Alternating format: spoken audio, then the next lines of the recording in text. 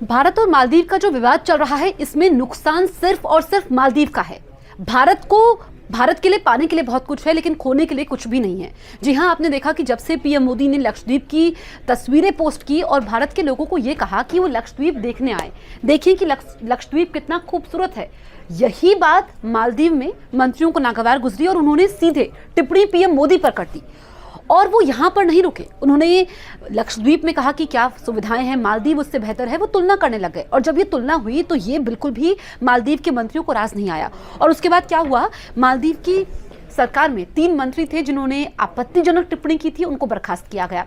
और तो और मालदीव के राष्ट्रपति मोइजू ने माफी मांगी। उन्होंने सोशल मीडिया प्लेटफॉर्म एक्स पर लिखा कि मैं दोनों हाथ जोड़कर माफी मांगता हूं। लेकिन ये जो विवाद है, क्योंकि आपने देखा है कि मालदीव में भारत से बहुत सारे पर्यटक जाते हैं, पर मालदीव ने ये सब जो किया है, कई बार आप तैश में आकर कोई चीजें करते हैं ना, तो नुकसान आपको उठाना पड़ता है। यही इस वक्त मालदीव के साथ हो रहा है, क्योंकि पीएम मोदी की छवि ग्लोबल लीडर के तौर पर है और पूरी दुनिया उनका लोहा मानती है। ऐसे में जब पीएम मोदी ने लक्षद्वीप की तस्वीरें साझा की और कुछ लोगों ने लिखा कि मालदीव से बेहतर है, तो ये पसंद नहीं आया वहां के मंत्रियों को। अब आप ये समझिए कि मालदीव में जो उनका अर्थव्यवस्था का सारा जोर है वो पर्यटन पर है, यानी कि उनकी अर्थव्यवस्था पर्यटन से भी चलती है और हर छठा व्यक्ति मालदीव में भारतीय है। तो मालदीव को तो नुकसान है ना, क्योंकि कई सारे ऐसे लोग हैं जिन्होंने मालदीव की अपनी यात्राएं रद्द कर दी हैं। वो मालदीव नहीं जा रहे हैं, वो लक्षद्वीप जा रहे हैं। हालांकि लक्षद्वीप में 5 स्टार सुविधाएं मौजूद नहीं है, उसमें थोड़ा वक्त लगेगा, लेकिन फिर भी वहां पर अब लोगों का रुख हो रहा है। ऐसे में आपने देखा होगा कि कई सारी ऐसी कंपनीज हैं जिन्होंने मालदीव की बुकिंग्स कैंसिल कर दी हैं, तो इसमें नुकसान सिर्फ मालदीव को हो रहा है। अब आप ये समझिए कि भारत सबसे बड़ा साझेदार है मालदीव का, क्योंकि जब कोविड के समय में भारत ने सबसे पहले वैक्सीन मालदीव को दी थी।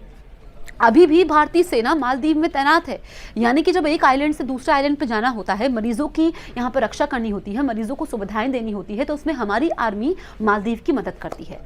आपको यह भी याद होगा कि किस तरीके से मालदीव के साथ हर संकट के समय हम कंधे से कंधा मिलाकर के खड़े हुए हैं। जब सुनामी आई थी तो भी भारत ने मदद की थी। तो ऐसे में मालदीव को मालूम है, वहां की इस वक्त मोइजू सरकार को मालूम है कि भारत से दुश्मनी मोल लेना या फिर भारत के खिलाफ कुछ भी बोलना, या फिर कई बार ऐसा होता है ना, आप बिना सोचे समझे कुछ भी बोलते हैं, वो गलत होता है और वो आपके ऊपर हावी हो जाता है। और यही इस वक्त मालदीव के साथ हो रहा है।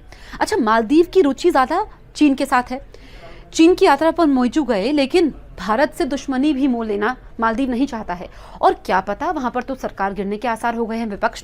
वहां के विपक्ष ने पीएम मोदी का समर्थन किया है, भारत की तारीफ की है और ऐसे कहा कि ऐसे बचकाने बयान नहीं देने चाहिए। और जब भारत ने इस पर आपत्ति दर्ज की, पीएम मोदी को लेकर के जो टिप्पणी की गई, उसके बाद 3 मंत्रियों को बर्खास्त तो कर दिया गया, लेकिन फिर भी विवाद थमा नहीं है। इतने में बात वहां पर बन नहीं पाई है, ये विवाद अभी भी है। ऐसे में वहां पर सरकार गिरने की नौबत आ गई है। और तो और भारत विरोधी ऐसे बयान देना मालदीव को हर तरह से महंगा पड़ता हुआ नजर आ रहा है।